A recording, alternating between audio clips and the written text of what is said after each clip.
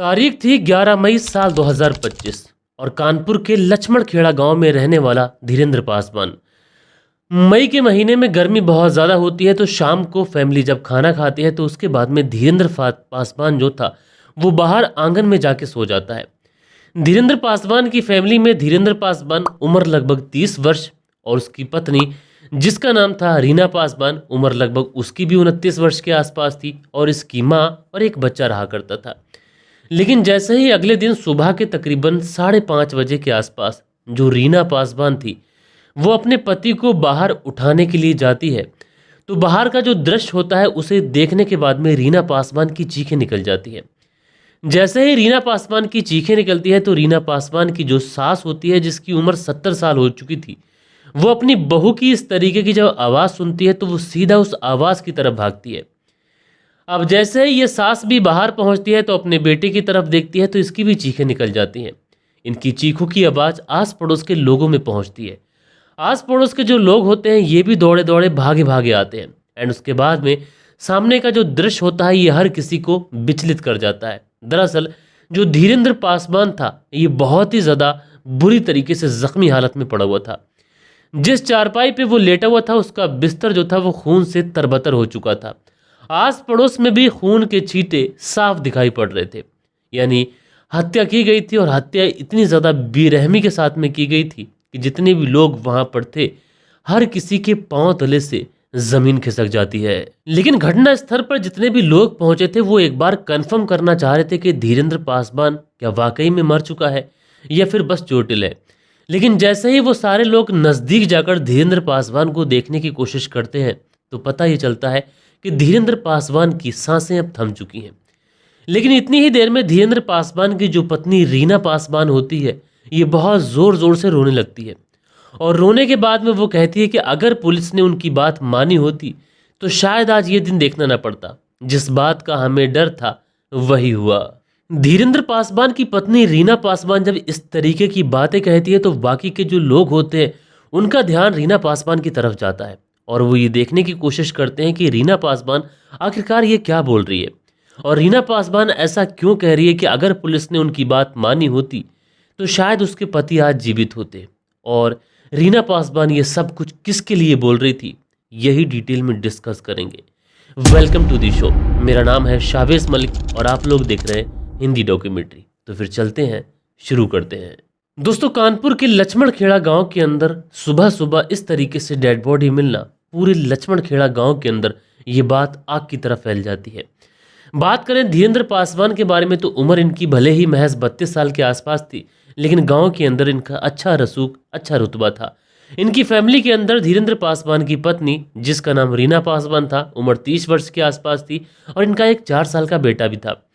और धीरेंद्र पासवान के साथ में उसकी 70 साल की माँ भी रहा करती थी। धीरेंद्र पासवान का जो बिजनेस था वो बिजनेस उनका ठीक ठाक था। धीरेंद्र पासवान के पास में एक ट्रैक्टर ट्राली था जिसे वो गांव पर किराए पर चलाया करते थे। इस वजह से गांव के अच्छे लोगों के साथ में उनका उठना बैठना भी था, यानी गांव के अंदर अच्छा नाम, अच्छा रसूख, अच्छा रुतबा था। लोग धीरेंद्र पासवान को बहुत ज़्यादा रिस्पेक्टफुली नज़रों से देखा करते थे। जो धीरेंद्र पासवान थे ये दलित बैकग्राउंड से आते थे, इसलिए बहुत सारे दलित लोग इकट्ठा हो जाते हैं और थाने पर पहुंच जाते हैं। पुलिस की टीम भी आती है और उसके बाद में धीरेंद्र पासवान की जो पत्नी रीना पासवान होती है उससे पूछताछ भी करती है। रीना पासवान कहती है कि उसके पति की हत्या किसी और ने नहीं बल्कि पड़ोस में ही रहने वाले कार्तिक और रविंद्र यादव ने की है।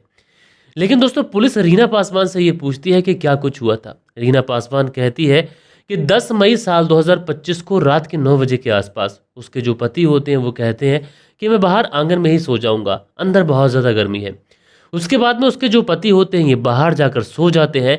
लेकिन जैसे ही सुबह 5:30 बजे के आसपास मैं अपने पति को उठाने जाती हूँ तो देखती हूँ कि उसके पति की किसी ने बड़ी ही बेरहमी के साथ में हत्या कर दी है। और दोस्तों, देखने से भी ऐसा लग रहा था कि किसी भारी भरकम चीज़ से धीरेंद्र पासवान के चेहरे और सर पर बहुत ही जोर के प्रहार किए गए हैं। वहीं दूसरी तरफ जो रीना पासवान थी ये 2 लोगों के ऊपर इल्ज़ाम लगा रही थी। एक था कार्तिक और दूसरा रविंद्र यादव। लेकिन कार्तिक और रविंद्र यादव के ऊपर आखिरकार इल्ज़ाम वो क्यों लगा रही थी? दरअसल कुछ समय पहले की बात है कि धीरेंद्र पासवान और कार्तिक यादव और रविंद्र यादव के बीच में काफ़ी ज़्यादा झगड़ा हो गया था और ये झगड़ा शायद पैसों को लेके हुआ था और ये बात पुलिस थाने तक भी पहुंच गई थी। जो धीरेन्द्र पासवान था वो कार्तिक और रविंद्र यादव पर केस दर्ज कराना चाहता था, लेकिन जो पुलिस थी उन्होंने इन दोनों को समझा बुझाकर इन दोनों के बीच में राजीनामा कर कर इन दोनों को घर भेज दिया था। लेकिन दोस्तों पुलिस इस केस की छानबीन या फिर इन्वेस्टिगेशन शुरू करती, लेकिन दूसरी तरफ जो धीरेन्द्र पासवान की पत्नी रीना पासवान थी उसका बार बार यही कहना था कि उसके पति की हत्या किसी और ने नहीं बल्कि उसके ही पड़ोस में रहने वाले कार्तिक और रविंद्र ने की है। लिहाजा अब पुलिस के ऊपर बहुत ज़्यादा प्रेशर पड़ने लगता है। जो डेड बॉडी थी उसको बीच सड़क पर रखकर धरना प्रदर्शन शुरू कर दिया जाता है। पुलिस के ऊपर इतना ज़्यादा प्रेशर पड़ता है कि पुलिस इस केस को अपनी तरीके से सुलझाने की बजाय कार्तिक और रविंद्र को अरेस्ट कर लेती है और पुलिस थाने लाने के बाद में इन दोनों से पूछताछ की जाती है। पुलिस कार्तिक और रविंद्र से जब इस कत्ल के बारे में पूछताछ करती है तो कार्तिक और रविंद्र कहते हैं कि हमारा झगड़ा ज़रूर हुआ था धीरेन्द्र पासवान से, लेकिन इस कत्ल के पीछे हमारा कोई भी हाथ नहीं है। अब पुलिस डाटा के आधार पर, इनकी लास्ट लोकेशन के आधार पर और इनकी गतिविधियों के आधार पर जब छानबीन करती है तो पुलिस भी यही पाती है कि कार्तिक और रविंद्र का इस धीरज पासवान के कत्ल के साथ में कोई भी लेना देना नहीं है। लेकिन उसके बावजूद भी चूंकि पुलिस के ऊपर काफ़ी ज़्यादा प्रेशर पड़ रहा था, इसलिए पुलिस जो थी वो धीरेन्द्र के कत्ल के जुर्म में अभी भी इन्हें पुलिस थाने में ही बैठा के रखती है। वहीं दूसरी तरफ पुलिस अपनी इन्वेस्टिगेशन भी चालू रखती है। पुलिस ने कुछ फॉरेंसिक टीम और उसके बाद में पुलिस ने डॉग स्क्वाड की टीम भी बुलाई थी। लेकिन दोस्तों जो फॉरेंसिक टीम और डॉग स्क्वाड की टीम जब घटना वाली जगह पर छानबीन कर रही थी तो वहाँ पर जो डॉग स्क्वाड की टीम होती है तो वो देखती क्या है कि उनकी टीम के अंदर जो डॉग है ये बार बार घर के अंदर भाग रहा है। लिहाजा फॉरेंसिक की टीम घर के अंदर पहुँचती है तो देखती क्या है कि कमरे के अंदर भी खून के कुछ छींटे पड़े हुए हैं और पुलिस जब बाथरूम में और दूसरी जगह यानी टॉयलेट वगैरह में जाती है तो वहाँ पर भी खून के कुछ सैंपल्स पाए जाते हैं।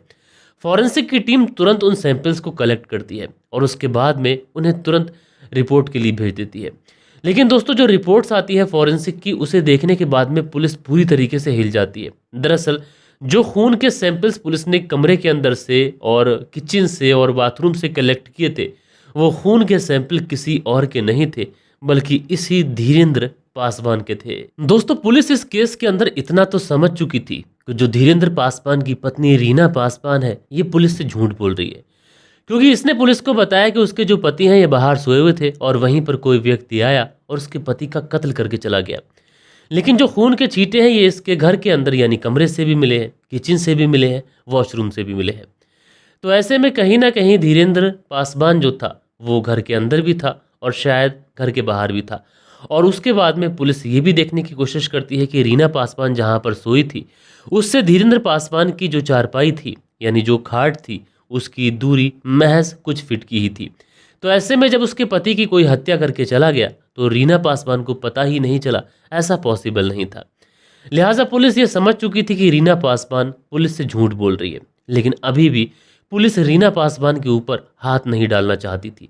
इसलिए पुलिस जो थी वो रीना पासवान की कॉल डिटेल्स निकालती है और जैसे ही रीना पासवान की कॉल डिटेल्स निकाली जाती है तो ये जो पूरा केस होता है ये 90 डिग्री तक पलट जाता है। क्योंकि दोस्तों पुलिस ने जब रीना पासवान की कॉल डिटेल्स निकाली थी तो उसमें रीना पासवान एक नंबर पर पिछले 2 साल से घंटों घंटों बातचीत कर रही थी।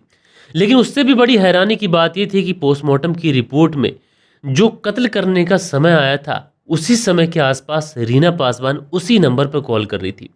यानी ये चीज़ें साफ थी कि रीना पासवान के उस लड़के के साथ में कुछ ना कुछ रिश्ते ज़रूर थे। लिहाजा पुलिस अब उस नंबर की डिटेल्स निकालती है तो पता चलता है कि ये नंबर किसी और का नहीं बल्कि रीना पासवान के सगे भतीजे सत्यम का है। सत्यम जिसकी उम्र लगभग 23 वर्ष के आसपास है। अब पुलिस सत्यम के बारे में कॉल डिटेल्स निकाल चुकी थी, इधर उधर के लोगों से भी पता करती है और पुलिस जब पता करती है तो पुलिस को ये पता चलता है कि रीना पासवान के उसके ही भतीजे सत्यम के साथ में नाजायज़ ताल्लुकात है, ये उसके साथ में रिलेशनशिप में है। अब उसके बाद में पुलिस सारी डिटेल्स निकाल चुकी थी। पुलिस को ये पता चल चुका था कि रीना पासवान अपने ही भतीजे के साथ में रिलेशनशिप में है और पुलिस को ये भी पता चला कि रीना पासवान और उसके भतीजे सत्यम की रिलेशनशिप के बारे में कहीं ना कहीं धीरेन्द्र पासवान को पता चल चुका था और उसने अपने भतीजे का घर पर आना पूरी तरीके से इलीगल और एक तरफ से बंद कर दिया था और वो अपने घर पर सीसीटीवी कैमरे भी लगाने वाला था जिससे वो अपने पति, पत्नी और अपने भतीजे पर नज़र रख सके। ये चीज़ें जब पुलिस को पता चलती हैं तो पुलिस तुरंत रीना पासवान और उसके भतीजे सत्यम इन दोनों को उठा लेती है। उठाने के बाद में पुलिस थाने के अंदर जब इनसे सख्ती से पूछताछ की जाती है तो ये दोनों पुलिस के सामने अपना जुर्म कबूल कर लेते हैं और ये कहते हैं कि हाँ, धीरेंद्र पासवान की हत्या हमने ही की है। पुलिस जब इनसे वजह पूछती है ये बताते हैं कि पिछले 2 सालों से हमारे बीच में रिलेशनशिप है और कहीं ना कहीं धीरेंद्र पासवान को हमारे बारे में पता चल चुका था, क्योंकि एक दिन धीरेंद्र पासवान अपने काम पर जाता है तो काम से वो जल्दी लौट आता है और जब वो जल्दी लौट के आता है तो वो देखता क्या है कि उसकी जो पत्नी है वो अपने ही भतीजे के साथ में रंगरेलियां मना रही है। ये देखकर वो इतना ज़्यादा गुस्सा होता है कि अपने भतीजे को अपने घर पर घुसने के लिए मना कर देता है। कहता है तुम्हारे लिए सख्त सख्त हिदायत है कि आज के बाद तुम मेरे घर में नहीं दिखोगे, और अपनी पत्नी को भी काफ़ी ज़्यादा डांटता डपकारता है और कहता है कि मैं तुम्हारे ऊपर बिल्कुल भी भरोसा नहीं करता और मैं इस घर के अंदर सीसीटीवी कैमरास लगाऊंगा। जैसे ही सीसीटीवी कैमरास की बात आती है रीना इस बारे में सत्यम को बताती है, क्योंकि सत्यम और रीना एक दूसरे के साथ में पिछले 2 सालों से रिलेशनशिप में थे और ये दोनों एक दूसरे के साथ में कुछ इस तरीके से फिजिकल और इंटीमेट हो रहे थे कि कहीं ना कहीं रीना को अब धीरेंद्र पासवान की ज़रूरत ही नहीं थी। इसीलिए ये दोनों प्लानिंग करते हैं 10 मई साल 2025 को। जब धीरेंद्र पासवान शाम को आता है तो रीना पासवान ऑलरेडी जिसने मेडिकल से कुछ नशे की टैबलेट ला के रखी थी वो खाने में मिलाकर धीरेंद्र पासवान को दे देती है। धीरेंद्र पासवान जब गहरी नींद में चला जाता है तो उसी समय रीना पासवान अपने प्रेमी अपने भतीजे सत्यम को कॉल करती है, उसको बुलाती है और उसके बाद में किसी भारी भरकम चीज़ से ये लोग इस धीरेंद्र पासवान के सर पर वार करते हैं। उसके बाद में उसकी जान ले लेते हैं।